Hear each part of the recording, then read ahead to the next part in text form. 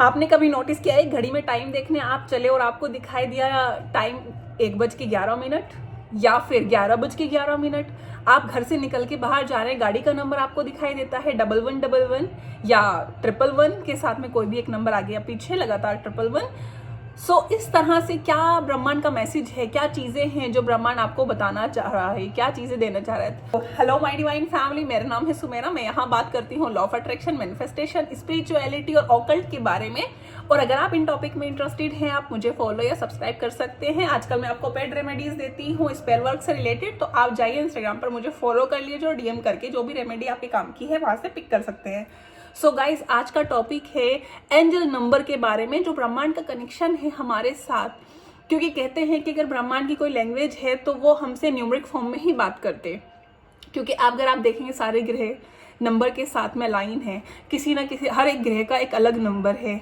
हम अगर अपनी जन्म कुंडली या चीजें निकाल करके देखेंगे तो हर चीज का कहीं ना कहीं कनेक्शन जा करके न्यूमरोलॉजी से ही निकलता है।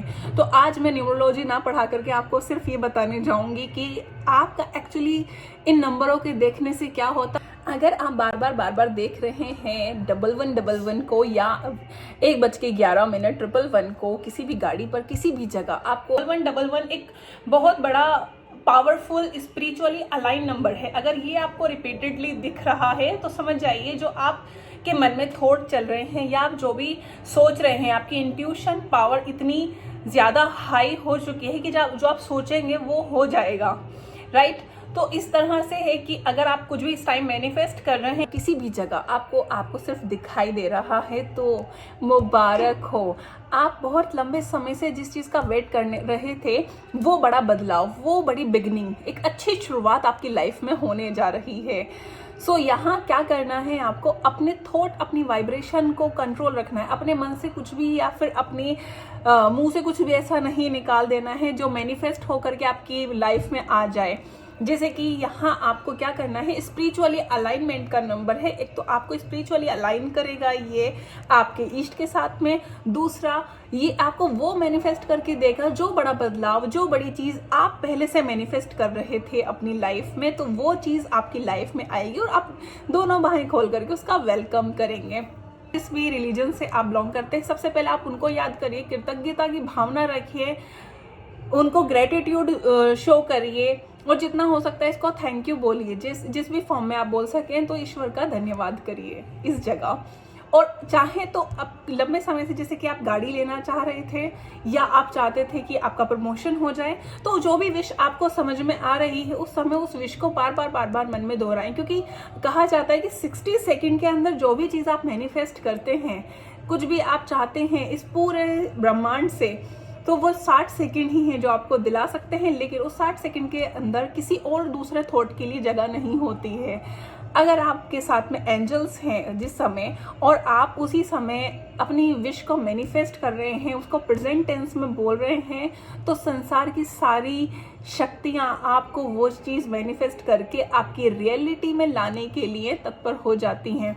क्योंकि मेरा मानना है कि हम कुछ भी मांगे यूनिवर्स से, कुछ बाहर का नहीं मांगते। लेट सपोज आपने गाड़ी मांगी, इसी प्लैनेट पर अवेलेबल है वो, पृथ्वी से बाहर का तो कुछ नहीं मांग रहे हैं हम। जो भी कुछ मांग रहे हैं वो इस प्लैनेट पर अवेलेबल है। लेट सपोज आपको गाड़ी चाहिए, गाड़ी यही इसी मेटेरियलिस्टिक वर्ल्ड का एक हिस्सा है। गाड़ी, यूनिवर्स कुछ बड़ा नहीं है, जस्ट पीस ऑफ केक, बहुत छोटी सी चीज है। आप कुछ भी ऐसा मांग रहे हैं, इसमें कुछ भी बड़ा नहीं है, कुछ भी बाहर से नहीं। ऐसा नहीं है कि आप मार्स से कुछ मंगवा रहे हैं, वीनस से कुछ मंगवा रहे हैं। आप जो भी कुछ मांग रहे हैं यहाँ से मांग रहे हैं। तो अपनी चीजों पर विश्वास रखिए। ऐसा नहीं कि आप अभी बोलने लगे कि मेरे को 2 करोड़ चाहिए कल शाम तक और मैं मैनिफेस्ट कर रहा हूँ, देखो जी नहीं हुआ।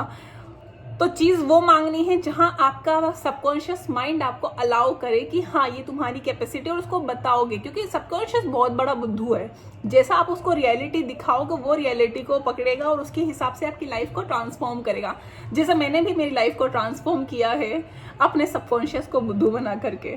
तभी मैं आज एक certified tarot card reader, astrologer और न्यूमरोलॉजी में अच्छा कर पा रही हूँ और आपके साथ जुड़ी हूँ मैं पिछले 4 सालों से। और इसमें भी मैं काफ़ी अच्छा कर रही हूँ। आपको स्पेल वर्क में बहुत सारी रेमेडी देती हूँ और आपके फीडबैक देखती रहती हूँ। तो गाइस, ये था आज के लिए 1111 से रिलेटेड टॉपिक।